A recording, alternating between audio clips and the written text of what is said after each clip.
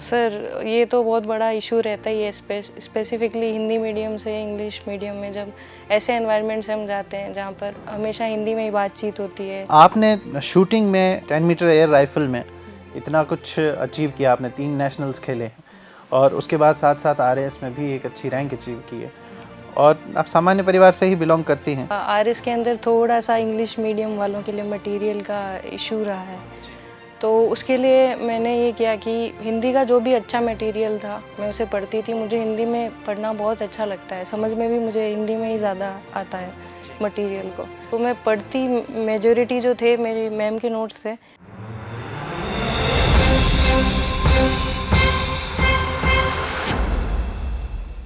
नमस्कार दोस्तों, सामान्य जनमानस और जो आरएएस के अभ्यर्थी हैं उनके मन में ये जिज्ञासा रहती है कि जो प्रशासनिक अधिकारी चयनित हो रहे हैं वो कैसे होते हैं, कहाँ से आते हैं। इन सब से इंट्रोडक्शन कराने की हमारी जो श्रृंखला है उसके अंदर हम एक और व्यक्ति से आपका इंट्रोडक्शन करवा रहे हैं। ये आरएएस 2021 के अंदर 201वीं रैंक पे चयन लिया है और साथ ही साथ 3 नेशनल स्पोर्ट्स भी खेले हैं इन्होंने। मैं आपका परिचय कराना चाहूँगा मिस कृतिका से।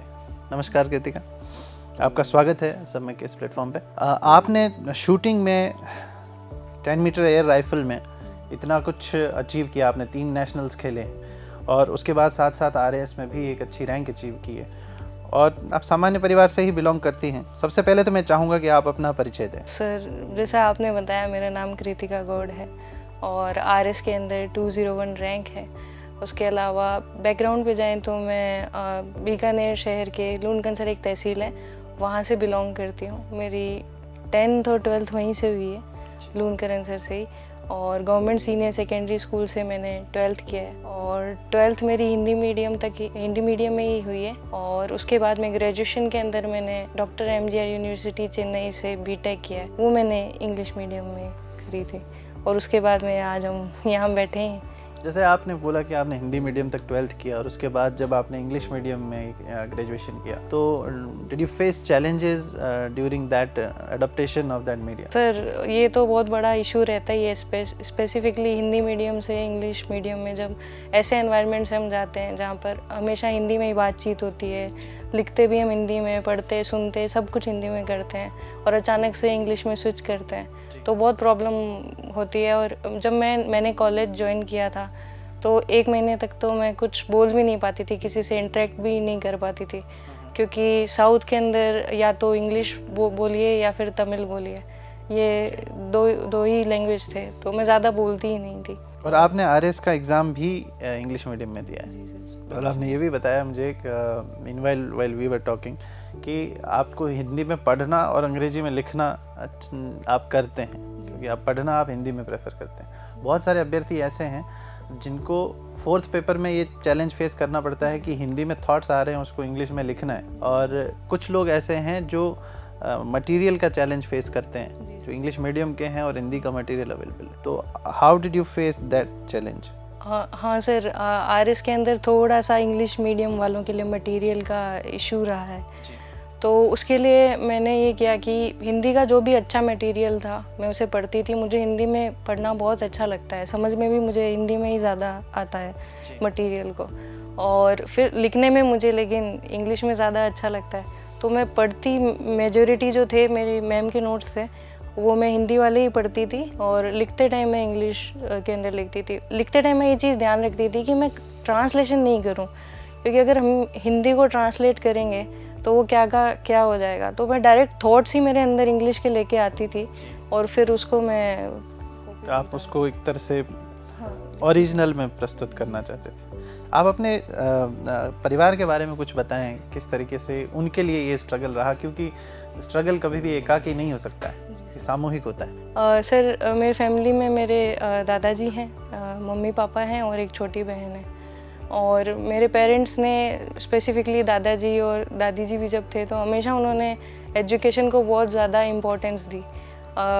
वो हमेशा चाहते थे कि हम जितना ज़्यादा हो सके पढ़ें और एजुकेशन के क्षेत्र में आगे जाएं, जॉब करना है जॉब करें, बिज़नेस या कुछ भी, पर वो चाहते थे कि हम पढ़ाई से जुड़े रहें।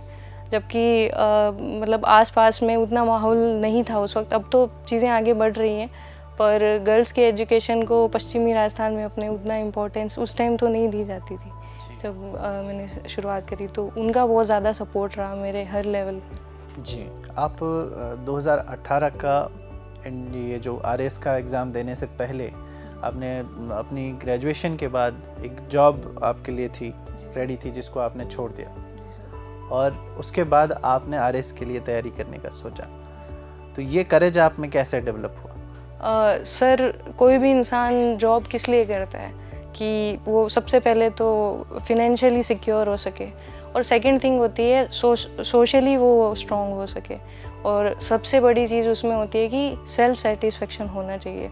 अगर ये तीनों चीज़ें मिल जाती हैं तो वो परफेक्ट जॉब हम एक तरीके से। तो आप एक सेल्फ सेटिस्फेक्शन की जॉब तलाश? मेरे लिए प्रायोरिटी वो थी। मुझे लगता था कि आई हैव कैपेबिलिटीज़ और जब मैंने सबसे पहले जाना IAS RS के बारे में तो मेरे को लगा कि इतनी अच्छी भी जॉब हो सकती है कि जिसमें हम अर्न भी कर सकते हैं और अपनी सोसाइटी को, अपने देश को इतना सब कुछ दे सकते हैं। तो मुझे इसके लिए प्रिपेयर करना चाहिए। तो जब आपने 2018 का एग्ज़ाम दिया तो उसमें आपने एक फेलियर फेस किया, उसके बाद आपने किस तरीके से अपने आप को प्रिपेयर किया? क्या गलतियां रह गई थी जो उस समय आपने की होंगी जिसको आपने 2021 में नहीं रिपीट किया? सर, 2018 में मैंने जो प्रिपरेशन स्टार्ट करी थी वो काफ़ी इमेच्योर तरीके से मैंने स्टार्ट करी थी। जैसे मैंने प्रीवियस ईयर क्वेश्चंस को इतना इम्पोर्टेंस नहीं दी, मैंने सिलेबस को उतना ज़्यादा इम्पोर्टेंस नहीं दी, जबकि सबसे पहले यही हर बच्चे को उठानी चाहिए।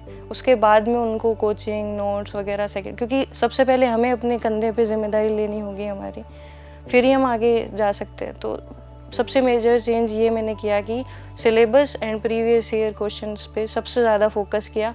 फिर जहाँ जहाँ मुझे ज़रूरत लगी कि ये टॉपिक मुझे नहीं आता तो फिर मैंने कोचिंग मटेरियल या फिर ऑनलाइन जो भी रिसोर्सेज थे उनको यूज़ करा मैंने। आपकी हॉबी मैं देखता हूँ तो बहुत इंटरेस्टिंग है और बहुत चैलेंजिंग भी है, being a girl. So maybe I am thinking something else like stereotype, but मेरा जिज्ञासा है कि आप एक लड़की होते हुए ये स्पोर्ट्स कैसे चूज़ किया और आपने इतना आगे निकल गए कि आपने 3 नेशनल्स खेले हैं। और मेरा एक प्रश्न ये भी है कि आपने 3 नेशनल्स जो थे वो आपके एग्ज़ाम्स के साथ ही लगभग कोइंसाइड कर रहे थे, तो ये सब कैसे मैनेज किया? सबसे पहले तो आप ये बताएं कि ये स्पोर्ट्स कैसे चूज़ किया आपने, क्यों चूज़ किया? सर, इसके पीछे भी अपना RS की ही जर्नी है। जब 2018 मेंस के अंदर मैं फेल हुई थी तो मैं बहुत टेंशन में थी और वही उसका रिज़ल्ट भी कोविड के आसपास आया था, जब कोविड पीरियड चल रहा था तो माहौल थोड़ा डिप्रेसिव ही था। और मेरी किस्मत अच्छी थी कि मेरा जो PG था उसके पास में एक शूटिंग रेंज जो है ओपन हुई और बचपन से मैं चाहती थी कि मैं किसी स्पोर्ट्स को कभी तो परस्यू करूँ, कभी चाहे किसी भी लेवल पे मैं ज्वाइन करूँ। तो उस वक्त मुझे मौका मिला और मैंने वो मौका छोड़ा नहीं। मैंने सोचा एटलीस्ट 1 महीने के लिए ही सही मैं इसे एक बार करके ज़रूर देखूँगी। फिर लेकिन जब मैंने ज्वाइन किया मुझे और इंटरेस्ट आया और मेरे जो कोच थे, सर थे, उन्होंने भी मुझे बहुत सपोर्ट करा तो मैं आगे बढ़ी। पहले स्टेट खेला, स्टेट निकल गया, फिर प्री नेशनल खेला, वो भी निकल गया। फिर मुझे लगा कि हाँ, मतलब शायद मुझ में थोड़ा कुछ है इसको लेकर, तो मुझे और आगे बढ़ना चाहिए। फिर मैं नेशनल तक पहुंच गई और अभी मेरा नवंबर के अंदर ही 3रा नेशनल था यहाँ दिल्ली के अंदर जो मैं खेल के आई हूँ। हाँ जी, आपको इसके लिए बहुत बहुत बधाई और हम चाहते हैं कि आप इसमें और आगे उन्नति करें और एक RS का पद लेने के साथ साथ आप इसमें भी आगे ग्रो करें। और मेरा ये भी एक प्रश्न है कि ये स्पोर्ट्स अपने आप में एक महंगा स्पोर्ट है, तो आपने बताया कि आप खुद जॉब करने भी लग गई थी या फिर फ्रीलांस करने लग गई थी। फ्रीलांस के साथ साथ आप स्पोर्ट्स भी कर रहे हैं और RS की तैयारी भी कर रहे हैं, तो ऑल दीज 3 थिंग्स एक साथ करना ये बहुत चैलेंजिंग रहा होगा। आप किस तरह से मैनेज करते थे? सर, सबसे पहले तो मैंने अपना टाइम जो था बहुत ज़्यादा डिसिप्लिन तरीके से यूज़ करा। सुबह उठते ही मैं रनिंग करती थी, उसके बाद शूटिंग के लिए चली जाती थी, फिर उसके बाद में मैं स्टडी पे लग जाती थी। मेरा जो वर्क था वो इवनिंग में स्टार्ट होता था, तो मेरे पास बहुत लिमिटेड टाइम होता था पढ़ने के लिए, तो मैं जितना ज़्यादा हो सके उसको ख़त्म करने की कोशिश करती थी उसके अंदर। और फिर शाम को मेरा काम स्टार्ट हो जाता था तो वो मैं करती थी। और बीच में जो हम छोटे छोटे ब्रेक्स लेते हैं कभी कुछ खाने के लिए पीने के लिए, उस टाइम मैं एक चीज़ ध्यान रखती थी कि मेरे कुछ मेल अगर आए हुए हैं काम से रिलेटेड तो 5 मिनट में मैं उन्हें देख सकती हूँ, टाइम पे रिप्लाई करके मैं अपना शाम का टाइम और बचा सकती हूँ। तो उन मेल्स को मैं चेक करके अपना काम कंप्लीट करके फिर इस तरीके से मैं टाइम को मैनेज करती थी और ज़्यादा बाहर घूमने नहीं जाती थी। जो भी था कॉलेज के अंदर मैंने एंजॉय किया, बट इस टाइम पे मैंने नहीं किया। मैंने बहुत ज़्यादा डिसिप्लिन मतलब ठान रखा था कि हार नहीं मानूंगा, रार नहीं ठानूंगा, काल के कपाल पर लिखता मिटाता हूँ, गीत नया गाता हूँ। जी सर, कुछ ऐसा ही था। बस ये था कि मुझे मज़ा आता था पढ़ने में, मेरी शूटिंग में, खुद के ऊपर काम करने में, खुद के स्किल्स को डेवलप करने में मुझे अच्छा लगता था। आप इस पूरी जर्नी के थ्रू आजकल लोग फेस करते हैं सोशल मीडिया के डिस्ट्रैक्शंस, आपने किस तरह से मैनेज किया? जबकि कोविड में ये चीज़ उभर कर आई थी कि covid social media was the saviour जिसके साथ आप टाइम बिता सकते हैं। How did you manage with the social media, sports as well as your studies and all? Sir, social media का वही है, पॉजिटिव और नेगेटिव्स दोनों होते हैं और ज़्यादातर नेगेटिव होते हैं क्योंकि हम हमारे मन को कंट्रोल नहीं कर पाते। तो जो सोशल मीडिया का वो पार्ट था जिसमें हम लोगों से इंटरेक्ट करते हैं या फिर अपनी लाइफ के बारे में शेयर करते हैं, उसको मैंने 100% ऑफ रखा था। मैंने किसी से कोई कनेक्शन नहीं रखा था। मतलब मेरा जो पर्सनल अकाउंट है वो मैंने खोले हुए भी बहुत टाइम हो गया, मतलब शायद 4-5 साल हो गए होंगे। मैंने अब भी ओपन किया था थोड़ा सा, वो भी मेरे को टॉक्सिक लगा तो मैंने फिर बंद कर दिया। टॉक्सिक जैसे शब्द का प्रयोग कर रहे हैं जबकि काफ़ी लोग इसके बिना जी नहीं पाते हैं। जी सर, तो पॉजिटिव यूज़ भी है उसका। जैसे अगर कोई इंस्टा यूज़ कर रहा है तो आप जो भी फील्ड में आप तैयारी कर रहे हो उन ऑफिसर्स को फॉलो कर सकते हैं। कोई अच्छा कंटेंट प्रोवाइड कर रही है उस वेबसाइट को या उस कोचिंग को फॉलो कर सकते हैं। तो उसमें ये फ़ायदा होता है कि बहुत सारे करंट की चीज़ें हैं तो हम हो सकता है न्यूज़पेपर में मिस कर दें, तो वो चीज़ हमें वहाँ मिल सकती है। और ऑफिसर्स को अगर आप फॉलो करोगे ऑनलाइन तो जो आपकी सिलेक्शन के बाद क्या होता है उसके बारे में भी आपको और ज़्यादा पता चलेगा। तो ये एक पॉजिटिव यूज़ कर सकते हैं हम। जैसे आप भी एक टाउन या फिर कहें हम ग्रामीण क्षेत्र से ही आते हैं, तो ऐसी काफ़ी ऑडियंस है जो ग्रामीण क्षेत्रों से बिलोंग करती हैं, जो लड़कियां हैं जो घर से दूर, जिनको भेजने में भी लोग थोड़ा कतराते हैं और उनके मन में डाउट्स रहते हैं, जबकि बच्चियों के मन में बहुत सारी आकांक्षाएं हैं कि वो इस तरह के पद अचीव करें।